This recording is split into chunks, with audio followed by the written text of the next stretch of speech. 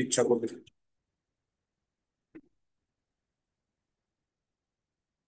হরে কৃষ্ণ কৃষ্ণ কৃষ্ণ হরে হরে, হরে রাম রাম রাম हरे कृष्ण प्रभु जी। भगवते वासुदेवाय। ओम नमो भगवते वासुदेवाय। ओम नमो भगवते वासुदेवाय। সকল ভক্তবৃন্দকে আমার শাস্ত্রীয় প্রণাম। আপনারা আবার প্রতিদিনের ন্যায় আপনারা যুক্ত হয়েছেন। আমরা সকালের অনুষ্ঠানে আমরা কানেক্ট হওয়ার চেষ্টা করি, কানেক্ট হয়েছি। আহ, যদি আর্জেন্ট এই কিছু বলার থাকে বলে নিন, না হলে পরবর্তীতে আমরা কোশ্চেন অ্যান্সার সেশনের মধ্যে করে নেব। ঠিক আছে, আমরা ভগবদ গীতাটাকে এখন স্টার্ট করে নিই। ইমিডিয়েটলি যদি কিছু বলার হয় তাহলে বলুন, না হলে আমরা ভগবদ গীতার মধ্যেই থাকি। তো ভগবদ গীতা ভগবানের মুখ নিঃসৃত বাণী, আর আমরা এটি প্রতিদিন পঠন করি। ভগবদ গীতা হচ্ছে আমাদের জীবনের ম্যানুয়াল স্বরূপ। মানে একটা টিভি কিনে আনলে যে বইটা পড়ে টিভিটাকে চালানো শেখা হয় তাকে বলা হয় ম্যানুয়াল। বা একটা ফ্রিজ কিনে আনলে ফ্রিজটা কিভাবে চলবে একটা ছোট বই থাকে, সেই বইটা আমরা দেখে আমরা বুঝতে পারি যে টিভি ফ্রিজটাকে কিভাবে অন করতে হবে, কি করতে হবে না করতে হবে। তো যে কোনো নতুন জিনিস আনলেই তার সঙ্গে একটা বই থাকে ছোট, সেই বইটা পড়ে আমাদের বুঝতে হয় যে কিভাবে আমরা সেই জিনিসটাকে চালনা করব। তেমনই আমাদের জীবন, মনুষ্য জীবন যখন পৃথিবীতে আসে তার জন্য তো বই নিয়ে আসতে পারে না, তার জন্য বই আগে থেকেই রাখা আছে, সেটি হচ্ছে ভগবদ গীতা। আর ভগবদ গীতা হচ্ছে আমাদের জীবনের ম্যানুয়াল স্বরূপ, মানে যেটা থেকে আমাদের জীবন কিভাবে চলবে সেটা তাতে লেখা আছে। তো ভগবদ গীতা থেকে আমরা পাঁচটি বিষয় সম্পর্কে জানতে পারি। পাঁচটি বিষয় কি কি? হচ্ছে ঈশ্বর, জীব, প্রকৃতি, আর তারপরে হচ্ছে সময় এবং কর্ম। এই প্রথম চারটি বিষয় মোটামুটি সকলের জন্য একই, শুধু ভিন্ন হচ্ছে আমাদের পঞ্চম বিষয়টি, এটা হচ্ছে কর্ম। আর এই কর্মর জন্যই আমাদের বিভিন্ন ধরনের পোশাক। তার মানে পয়লা বৈশাখে আমরা একটা জামা কিনি, কিনে সারা বছর মনে করুন সেই জামাটা পরি, হ্যাঁ? আর সারা বছর যেটা উপায় করি সেই উপার্জন দিয়ে পরের পয়লা বৈশাখে আবার একটা জামা কিনি। তো যখন আমাদের কাছে উপার্জন আগের উপার্জনের থেকে কম হয়ে যাবে, তখন কি আমাদের জামাটা, ভালো জামা কিনতে পারবো? মনে করুন একটা স্ট্যান্ডার্ড জামা আমরা সারা বছর পরি, একটাই জামা পরে থাকি, সেই জামাটার দাম হচ্ছে 1,000 টাকা। আবার যখন পরের বার পয়লা বৈশাখ আসবে তখন আমরা একটা জামা কিনবো তো। তো সেই জামাটা যদি আমাদের 1,000 টাকার কম হয়ে যায়, তাহলে আমরা কি ভালো জামা পাবো? না যে জামাটা পরেছিলাম তার থেকে খারাপ জামা পাবো, তাই না? কিন্তু যদি অনেক ধন উপার্জন করে ফেলতে পারি তাহলে আমরা ভালো জামা কিনতে পারি। আর আরো প্রচুর প্রচুর প্রচুর যদি আমরা উপার্জন করতে পারি, যদি ওই দোকানটাই কিনে নিই, তাহলে জামা কাপড় কেনার আমাদের আর কোনো ঝামেলাই থাকবে না, তাই না? তো তেমনি আমরা যখন একটা জীবন থেকে আর একটা জীবনে যাই তখন আমরা দেহত্যাগ করে নতুন একটা জামা কিনি, ঠিক? আর কেমন জামা কিনি? যত টাকা আমরা সঞ্চয় করি এই জীবনে, যেমন পুণ্য করলাম সেই রকম, যেমন যত টাকা উপার্জন করি সে তত দামি জামা কিনতে পারি আমরা সারা বছরে। যত টাকা উপার্জন করলাম তেমনি আমরা যত পুণ্য কাজ করছি সেই পুণ্যের ফল দিয়ে আমরা তত ভালো শরীর কিনতে পারি, হ্যাঁ? তত ভালো শরীর, তত ভালো ব্যবস্থা কিনতে পারি। তো তাহলে এই জীবনে আমাদের পুণ্য ফল এর উপরে নির্ভর করছে আমাদের পরবর্তী জীবনটা কেমন হবে। আর পূর্ববর্তী জীবনে আমরা যেমন করে এসেছি তেমন ফল বর্তমানে ভোগ করছি। তার মানে আমাদের পূর্ববর্তী জীবনে যেটা করেছি সেটার প্রতি আমাদের কোনো আর কন্ট্রোল নেই, আমাদের কোনো নিয়ন্ত্রণ নেই। কিন্তু নিয়ন্ত্রণ কিসের উপরে আছে? বর্তমান জীবনের উপরে আছে। এই বর্তমান জীবনে আমরা যেমন কর্ম করব, ঠিক তেমনই কর্মফল সামনের জীবনের জন্য আমাদের জন্য অপেক্ষা করছে। তাই আমাদেরকে প্রত্যেকটা মুহূর্তে আমাদের মাথায় রাখতে হবে যে আমরা যেভাবে যেভাবে আমরা আমাদের জীবনকে তৈরি করতে চাই ঠিক সেভাবেই করব। তো আপনারা প্রত্যেকে আগের জন্মে কিছু না কিছু ভগবত ভক্তি করেছেন, যার ফলস্বরূপ এই জীবনে ভগবত ভক্তি আবার শুরু করতে পেরেছেন। যেমনটা আমরা 40 নম্বর শ্লোকে পড়েছি। এর 2-40 কি পড়লাম? 2-40 আমরা পড়লাম, নেহাভি ক্রমনাশস্তি প্রত্যাপায় না বিদ্যতে স্বল্পমপস্য ধর্মস্য ত্রয়াতে মহাতো ভয়াৎ। তো এই যে আমরা আগের জন্মে যে ভক্তি করে রেখেছি সেই ভক্তি তো নাশ হয়নি, আর সেখান থেকে আমরা এখন বর্তমানে আর চলছি বা শুরু করেছি। আপনারা দেখুন প্রচুর লোক এখনো ঘুমোচ্ছে বা রাস্তায় হাঁটছে বা চায়ের দোকানে বসে আছে, গল্প করছে যাচ্ছে, তারা শারীরিক পরিশ্রম করছে, কেউ কেউ ঘুমোচ্ছে, আরাম করছে। তো এই যে বিভিন্ন প্রকার মানুষ থাকবে, তার মধ্যে খুব সীমিত সংখ্যক মানুষ যে ভগবানের কথা শুনবে বা কথা বলবে বা কীর্তন জপ করবে, এদের আগের জন্মের প্রচুর স্বীকৃতি আছে বলেই এই জীবনে করতে পারছি। ঠিক তো, এগুলো সব কর্মের ফল। তবে আমাদেরকে এই জ্ঞানটা অর্জন করার পরে আমাদের বর্তমান জীবনটাকে আমরা কিভাবে চালিত করব, সেটা অত্যন্ত গুরুত্বপূর্ণ। এই জীবনকে যদি আমরা ঠিকভাবে চালিত না করতে পারি, কিন্তু আগামী জীবন হয়তো আমাদের ধারণ করতেই হবে। আর আগামী জীবন যদি আমরা ধারণ করি, আমরা কোনো গ্যারান্টি নেই কতখানি ঝোলাতে করে পাপ আর পুণ্য নিয়ে আসবো। ওই যে আমাদের ট্যাঙ্কে রাখা আছে ওখানে ভগবানের কাছে পারব্ধ, যেটা সঞ্চিত হিসাবে রাখা আছে, সেখান থেকে কতখানি নিয়ে আসবো সেটা আমরা জানি না। তো আমরা জানি না যে ভগবানের ভক্তি করার অনুকূল পরিবেশ পাবো কি পাবো না। তখন যদি না পাই, তখন যদি সুযোগই হলো না হয়তো ভক্তি করার, তাহলে আমাদের জমা থাকলো কিন্তু কাজে লাগাতে পারলাম না। তাই এই জীবনটাকে আমাদেরকে সম্পূর্ণভাবে, যতখানি আমাদের জীবনের বাকি অংশটা আছে, সেই অংশটাকে আমরা কিভাবে ভগবত ভক্তিতে লাগাবো সেইটি খুব গুরুত্বপূর্ণ। হ্যাঁ? তাই ভগবান বলছে যে আমরা ভগবানের প্রতি কতখানি সমর্পিত, কতখানি ভগবানের প্রতি আমরা একনিষ্ঠ হয়ে ভগবানের ভক্তি করছি, যতখানি করব ভগবানও ততখানি আমাদের জন্য করবে। একদম ভগবান পরিষ্কার বলে দিল, বলছে যে তুই যদি 10 টাকা দিস আমিও তোকে 10 টাকা দেবো, দিয়ে দুটোই তো। হম। তো তাহলে ভাবুন, ভগবান আমাদেরকে বলছে যো যথা মাম প্রপদ্যন্তে তং তথৈব ভজাম্যহম মমো বর্তানু অনুবর্তান্তে মনুষ্য পার্থ সর্বস্ব। 4-11 নম্বর শ্লোকে ভগবান এই কথাটি বলল যে যে যেভাবে, যে যেভাবে আমাকে চাইবে আমি তাকে সেই ততখানি আমি প্রদান করব। মানে আমি যদি 1 পা এগোই ভগবান আমার দিকে 1 পা এগোয়, আমি যদি ভগবানের থেকে বিমুখ হই ভগবানও বিমুখ, ভগবানও দূরে চলে যাবে। তো তাহলে আমাদের নিজের ভিতর থেকে আমরা ভগবানের প্রতি কতখানি আকৃষ্ট সেটা দেখতে হবে। আমি কতখানি আপনাদেরকে দেখালাম, আমি কতখানি বানিয়ে দিতে পারলাম, সেগুলোর কোনো দাম নেই। কিসের দাম আছে?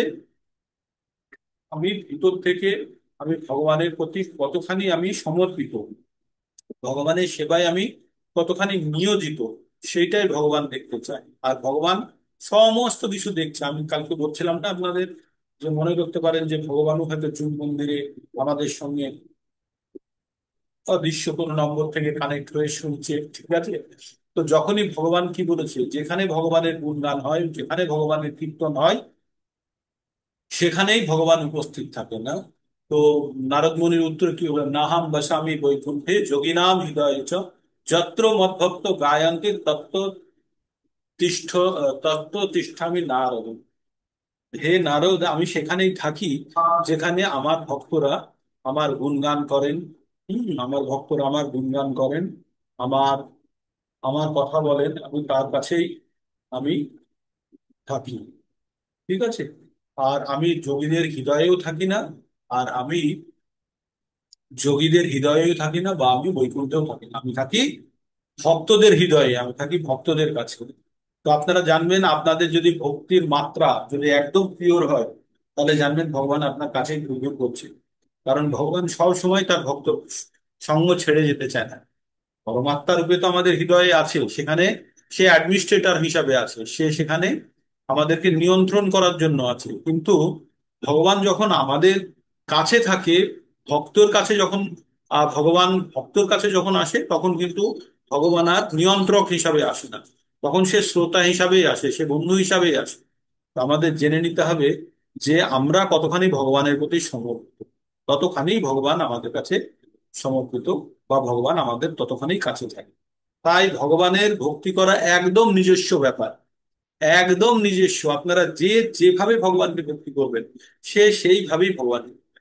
আমরা যতই আমরা দেখানোর চেষ্টা করি বা না দেখানোর চেষ্টা করি, যদি আমার ভিতরে যদি ভক্তি থাকে, ভগবান আমার কাছেই আছে, একদম কাছে আছে। এই জিনিসটা আপনারা ভেবে আপনারা নিজেরা ছোট ছোট ছোট ছোট করে মনে করবেন। এবার আমরা 2 নম্বর অধ্যায় আমরা পঠন করেছি, 3 নম্বর অধ্যায় আমরা প্রবেশ করেছি। ভগবদ গীতা 3টে অংশে ভাগ করা আছে। তিনটে অংশে আমরা ভাগ করেছি বোঝার জন্য। প্রথম বিষয়টি হলো কর্মযোগ। আর কর্মযোগে 1 থেকে 6 নম্বর চ্যাপ্টার পর্যন্ত আছে কর্মযোগে।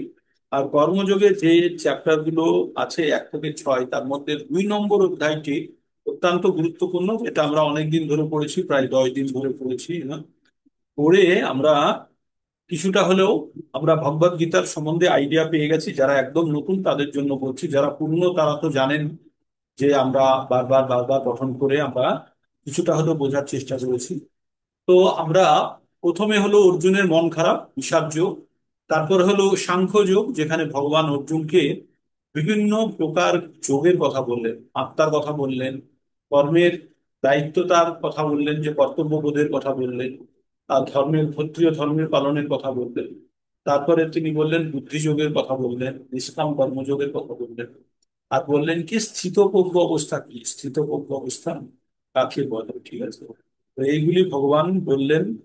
বলার পরে ভগবান মোটামুটি গীতার সার বলা হয় 2 নম্বর অধ্যায়কে। 2 নম্বর অধ্যায়ে ভগবান মোটামুটি গীতার একটা আভাস দিয়ে আর আমরা 3 নম্বরের অধ্যায়ে চলে এলাম। 3 নম্বর অধ্যায়টা কি? 3 নম্বর অধ্যায়টি হচ্ছে কর্মযোগ। হ্যাঁ, কর্মযোগের অধ্যায়। তো তার মানে আমরা 1 থেকে 6-কে কর্মযোগ বলছি, কিন্তু কর্মযোগের মধ্যে কর্মযোগের নামেই আবার একটা চ্যাপ্টার আছে, তাই না? যেমন আমরা কোনো ডিস্ট্রিক্টের নাম বলি, যে ডিস্ট্রিক্টের নাম বলে আবার সেই ডিস্ট্রিক্টের একটা ডিস্ট্রিক্ট টাউনও থাকে, তাই না? তো সেই রকম কর্মযোগের মধ্যে, কর্মযোগ যদিও টোটাল 6খানা চ্যাপ্টারের নাম, তবুও তার মধ্যে আবার একটা চ্যাপ্টার হচ্ছে বিশেষভাবে যে তার নাম হচ্ছে কর্মযোগ।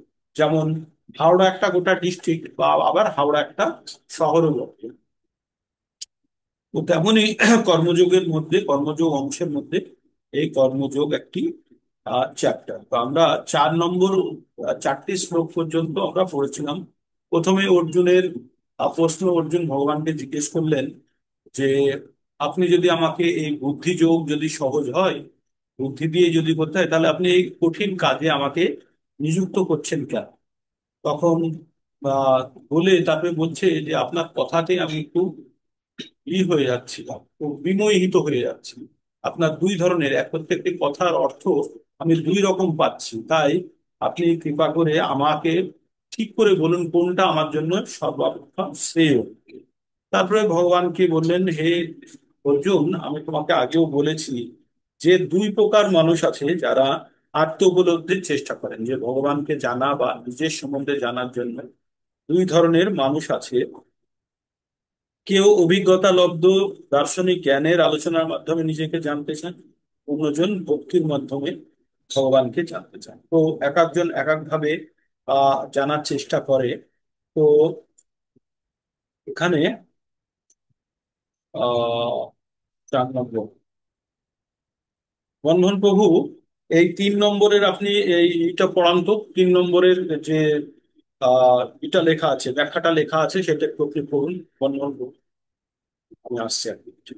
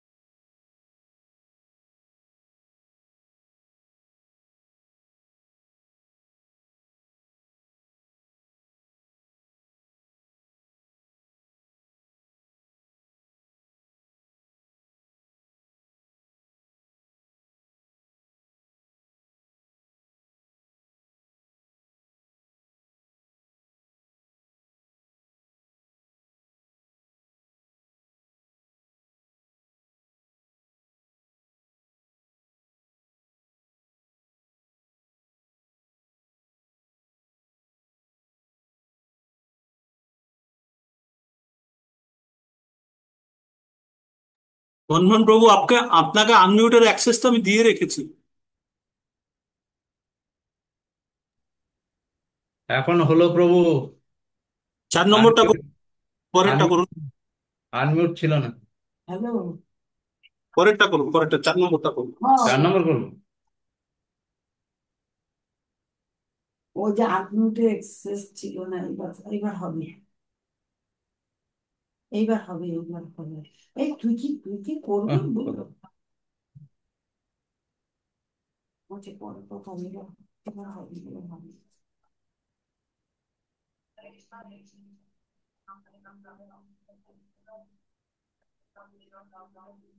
তুই বলো।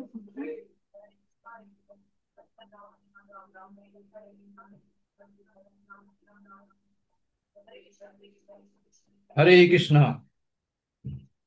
এক্সেস ছিল না, আমার আনমিউটেড এক্সেস ছিল না, তার জন্য আমি করতে পারিনি। যে 4 নম্বর প্রভু বললেন, ন কর্মণামারম্ভন নিষ্কর্মম পুরুষ উন্নতি, ন চ সন্ন্যাসনাদেব সিদ্ধিং সমধিগচ্ছতি। অর্থ, কেবল কর্মের অনুষ্ঠান না করার মাধ্যমে কর্মফল থেকে মুক্ত হওয়া যায় না। আবার কেবল কর্মত্যাগের মাধ্যমে সিদ্ধিও লাভ করা যায় না।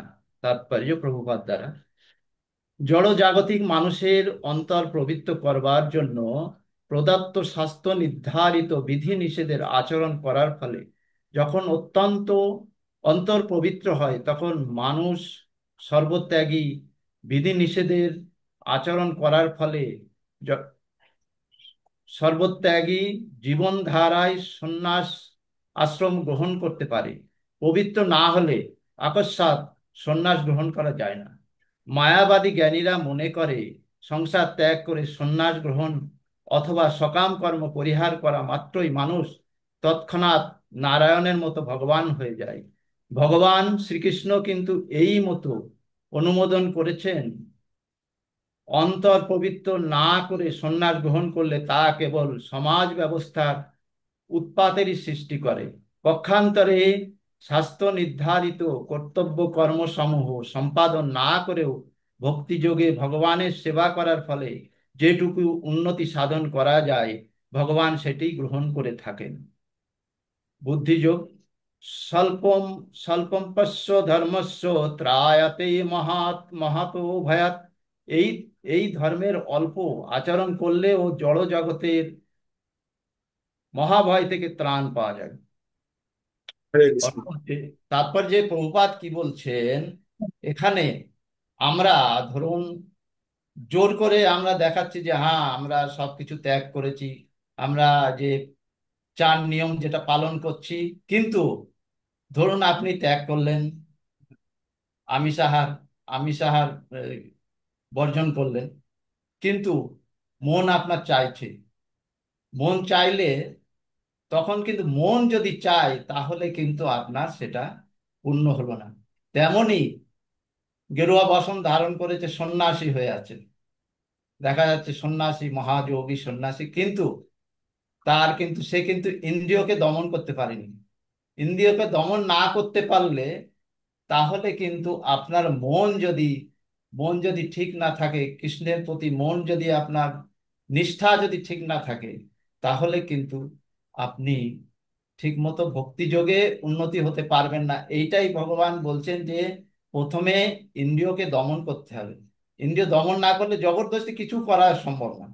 আপনি যে গৃহস্থ হয়ে আছেন, গৃহে থাকুন, কিন্তু তার মধ্যে ঠিক মতো নিষ্ঠা করে যদি ভগবানকে ভক্তি করা যায়, তাহলে কিন্তু ভগবান আমাদের মোক্ষ প্রদান করতে পারেন। এইটাই এই শ্লোকে বলতে চেয়েছেন। হরে কৃষ্ণ প্রভু। প্রভু সুন্দর ব্যাখ্যা করেছেন। তো এখানে সরি, আমি মাঝখানে চলে গেছিলাম। তো আমাদের এখানে যে জিনিসটা সবথেকে গুরুত্বপূর্ণ, যে ওই যে বুদ্ধিযোগের ওই শ্লোকটা বলা হলো, স্বল্প মুখস্য ধর্মস্য ত্রয়াতে মহাত ভয়াত নেহাভি প্রমণাশস্তি প্রত্যপায়ন বিদ্যতে স্বল্প মুখস্য ধর্মস্য ত্রয়াতে মহাত ভয়াত। যে মহান ভয় থেকে রক্ষা করে কে? মহান ভয় কি? আমাদের মৃত্যু ভয়। আর মৃত্যু ভয় থেকে কে রক্ষা করে? কেউ বাঁচাতে পারবে আপনাদেরকে মৃত্যু ভয় থেকে? কেউ বাঁচাতে পারবে না। তাহলে কিভাবে বাঁচবো আমরা মৃত্যু ভয় থেকে? জন্ম না হলে তবেই বাঁচা যাবে। আর জন্ম কখন হবে না? যখন কেউ জন্ম মৃত্যুর বন্ধন থেকে মুক্ত হবে, চক্র থেকে বেরিয়ে যাবে, তখন আর তার জন্ম হবে না। ঠিক তাই বলছে বুদ্ধি যোগের মানে ভক্তি যোগের দ্বারা ছোট ছোট ছোট করতে করতে করতে যখন আমাদের এই ঘড়া বলছিলাম না, ঘড়াতে মানে বোতলের মধ্যে একটু একটু করে জল ঢালছেন, ঢালতে ঢালতে যখন বোতলটা ভর্তি হয়ে যাবে, তখন বোতল থেকে সম্পূর্ণ বায়ু বেরিয়ে যাবে।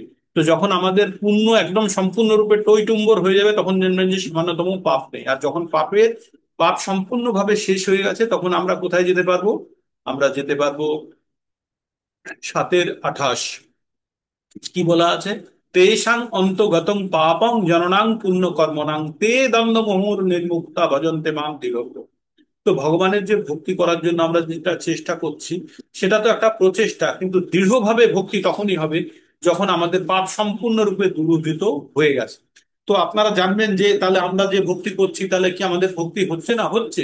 এবার আমাদের ধীরে ধীরে যেই ভক্তি পাপের অংশটা আমাদের কমতে শুরু করেছে, শুধু সময়ের অপেক্ষা আর পদ্ধতি আমরা ফলো করছি যেটা, সেটাই আমাদেরকে ফলো করতে হবে। যে এই পদ্ধতিতে আমি কালকে বলেছিলাম আপনাদেরকে, জলকে যদি একটা জায়গা থেকে অনেক দূর পর্যন্ত নিয়ে যেতে হয়, কিভাবে নিয়ে যেতে হবে?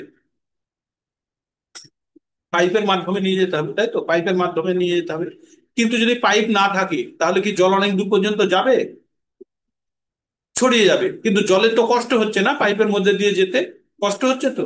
কিন্তু যদি গন্তব্যস্থলে পৌঁছতে হয়, তাহলে কিন্তু পাইপের মধ্যে দিয়েই জলকে যেতে হবে। তেমনই আমরা যখন ডিসিপ্লিনের মধ্যে থাকবো, আমরা যখন নিয়মের মধ্যে থাকবো, তখন কিন্তু আমরা অনেক দূর পর্যন্ত যেতে পারবো। কিন্তু যদি আমরা নিয়মের বাইরে নিজের মতো যখনই আমরা নিজেদেরকে ছড়িয়ে ফেলবো, তখন কিন্তু আমরা বেশি দূরে যেতে পারবো। তখন আমরা ওইখান থেকেই বিঘ্নিত হয়ে যাব, তাই না?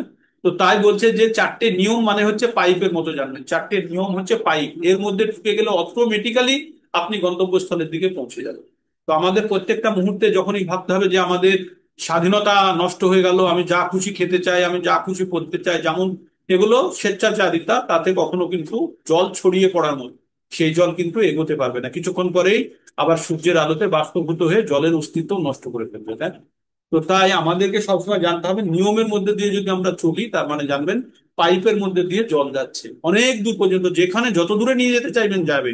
কিন্তু যদি পাইপ ফাটিয়ে দিন, যদি পাইপের মধ্যে ওই 4টে নিয়মের মধ্যে কোনো নিয়ম যদি না মানে কেউ, তাহলে জানবেন পাইপের লিক হয়ে গেছে। তার মানে সে সেখানেই আর জল আর গন্তব্যস্থলে পৌঁছতে পারবে না, প্রেসার হবে, তাই না? এবার 5 নম্বর শ্লোকে কি বলছে? 5 নম্বর শ্লোকে বলছে, না হি কশ্চিৎ ক্ষণমাপি জাতু তিষ্ঠস্য কর্মকৃৎ কার্যতে হি অবশ্য কর্ম সর্ব প্রকৃতির জয় গুণে। কি বলে? না হি কশ্চিৎ ক্ষণমাপি জাতু তিষ্ঠতি কর্মকৃৎ কার্যতে হি অবশ্য কর্ম সর্ব প্রকৃতির জয় গুণে।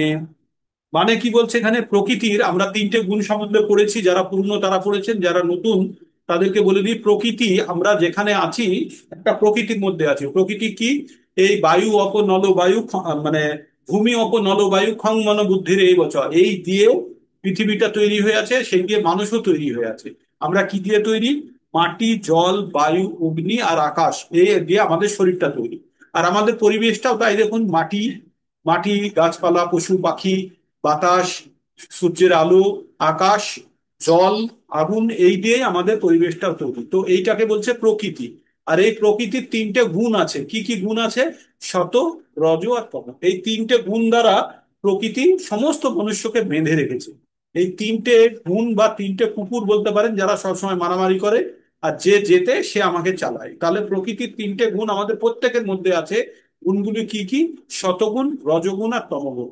এই 3টে গুণই আমাকে চালনা করছে, আমি কিছু দিয়ে চালনা করছি না। তার মানে আমি যখন ট্যাক্সিতে বসে গেছি, বসে গিয়ে আমরা ড্রাইভারকে বললাম যে আমাকে শিয়ালদা থেকে হাওড়ায় নিয়ে চলো। এবার ড্রাইভারের দায়িত্ব কিভাবে নিয়ে যাবে, তাই না? আমি আর বারে বারে বলবো না যে ডান দিকে প্যাডেল মারো, বাঁ দিকে ব্রেক মারো, আর গিয়ার চেঞ্জ করো, এসব ড্রাইভারকে বলার দরকার নেই। তেমনই আমাদের শরীরটা যেভাবে চালিত হয়, এই গুণ দ্বারা চালিত হয়।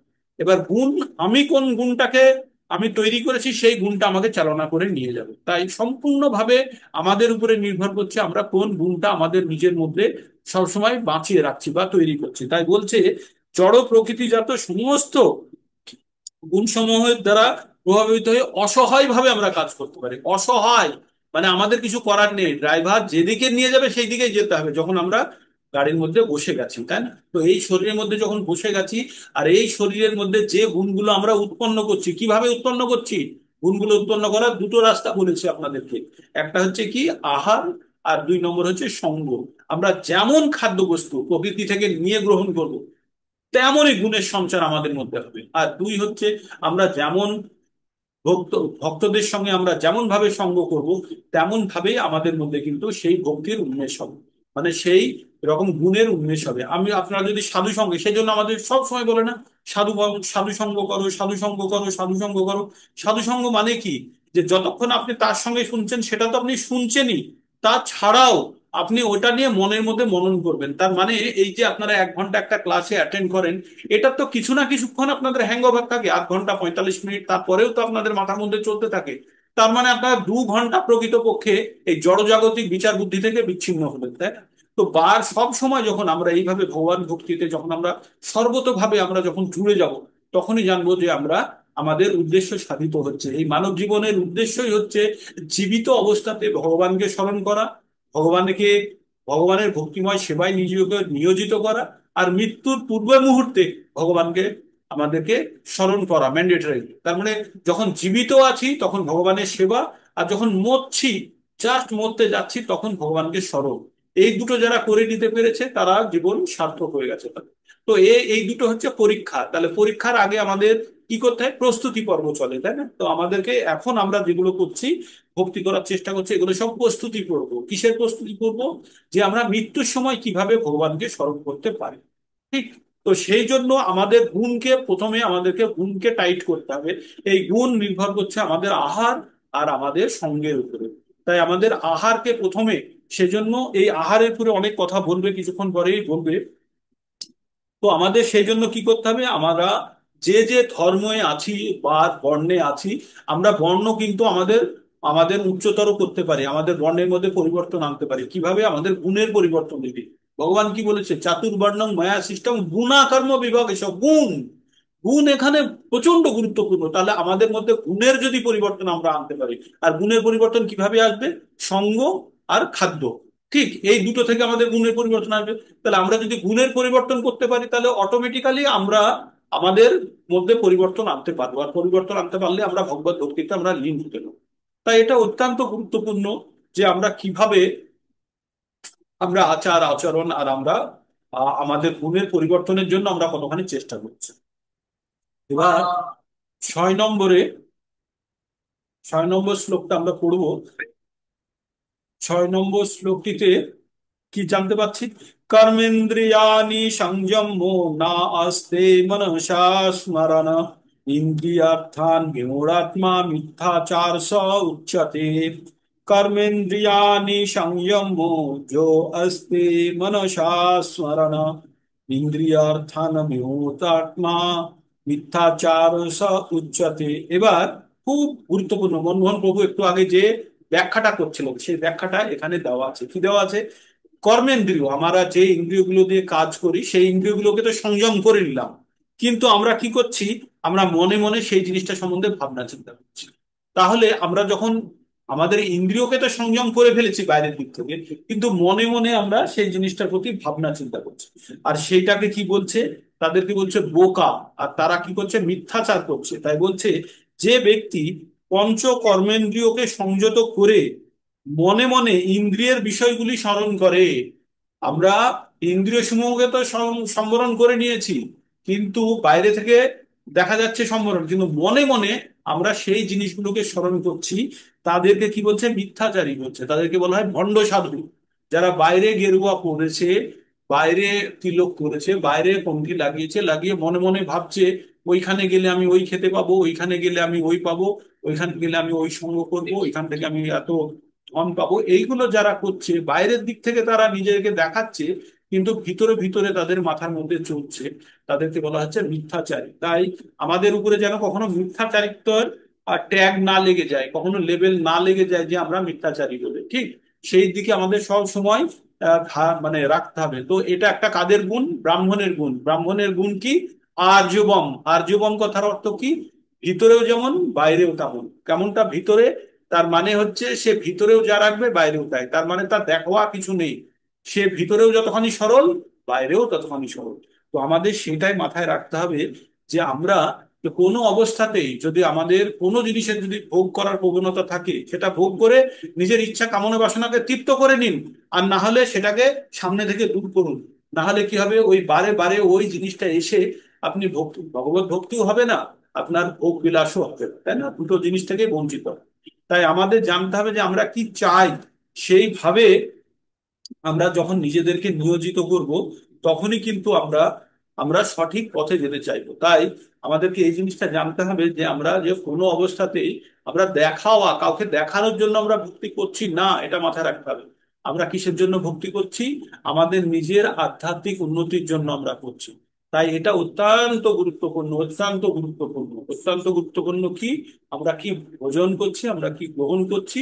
আর 2 নম্বর হচ্ছে আমরা কাদের সঙ্গে সঙ্গ করছি। এই দুটো জিনিস খুব গুরুত্বপূর্ণ। আর মনে মনে যদি আমরা অন্য কোনো বিচার রাখছি, আর বাইরে আমরা ভক্তি করার দেখানোর চেষ্টা করছি, তাহলে তাদেরকে ভগবান কি বলেছে? মিথ্যাচারী।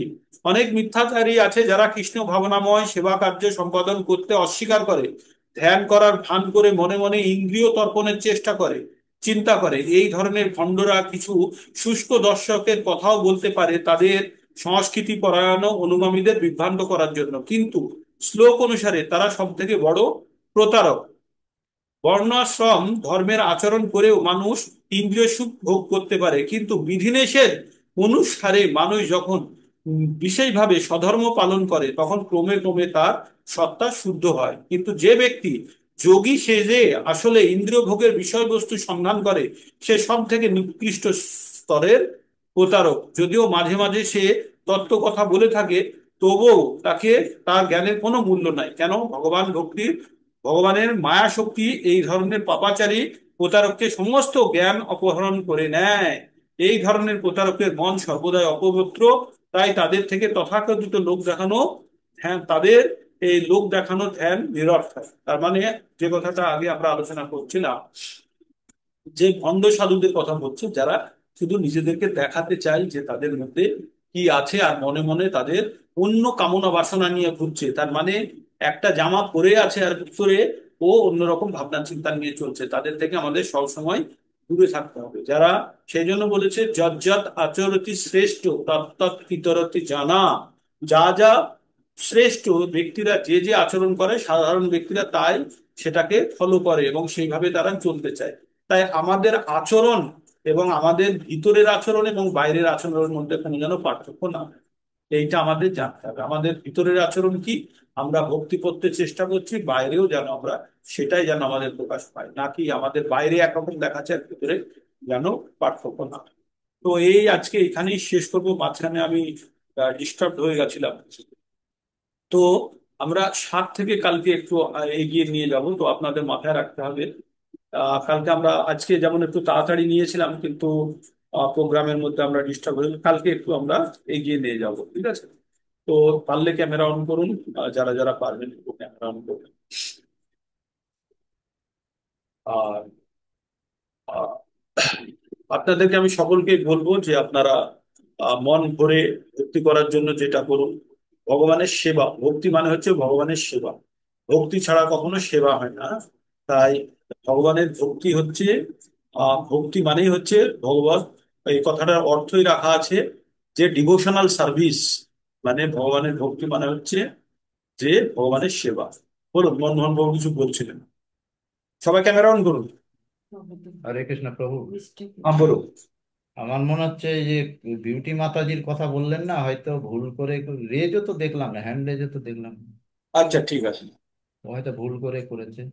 আচ্ছা, আচ্ছা। আর একটা কথা বলতে চাই যে 18 তারিখে যে প্রোগ্রামটা করেছে, 18 তারিখ, হ্যাঁ, হ্যাঁ।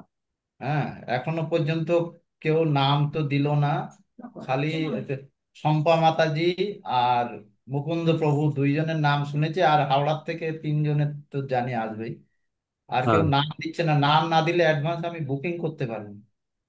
হ্যাঁ, প্রসাদের জন্য বুকিং করতে হবে তো। হচ্ছে তো সেই জন্য বৃহস্পতিবার পড়ার জন্য, বৃহস্পতিবারে আবার একটা মন্দিরে প্রোগ্রামের জন্য আমি প্রভুর সঙ্গে কথা বলছিলাম। ওদের প্রবলেম হয়ে গেল, ওই বৃহস্পতিবারের দিন ওদের আবার মন্দিরে প্রোগ্রাম থাকে, ঠিক আছে, মানে বড় করে প্রোগ্রাম থাকে, মানে সাপ্তাহিক প্রোগ্রাম। সেই জন্য ওদের অসুবিধা হচ্ছে। তো কি করা যায় বলুন তো, তাহলে কি দিন আগে পিছিয়ে করে নেবেন? তো দেখুন, দেখি তাহলে কিভাবে করা যায়, একটু আগে পিছিয়ে দিনটা করার জন্য তাহলে আমরা আলোচনা করে নিচ্ছি, নিয়ে তারপর আমরা ঠিক দেখছি কি ঠিক করা যায়। ঠিক আছে প্রভু, ঠিক জানান, আছে। আপনি জানান। তো আপনারা যারা যারা ক্যামেরা অন করতে পারবেন একবার ক্যামেরা অন করুন, আমরা একটা স্ন্যাপশট নিয়ে নিই অ্যাটেন্ডেন্স হিসাবে, ঠিক আছে। আর হরে কৃষ্ণ হরে কৃষ্ণ, কৃষ্ণ কৃষ্ণ হরে হরে, হরে রাম হরে রাম, রাম রাম। ঠিক আছে, আজকে তাহলে এখানে আমরা বিরাম নিচ্ছি, আবার কাল সকালে আমরা দেখা হবে। হরে কৃষ্ণ।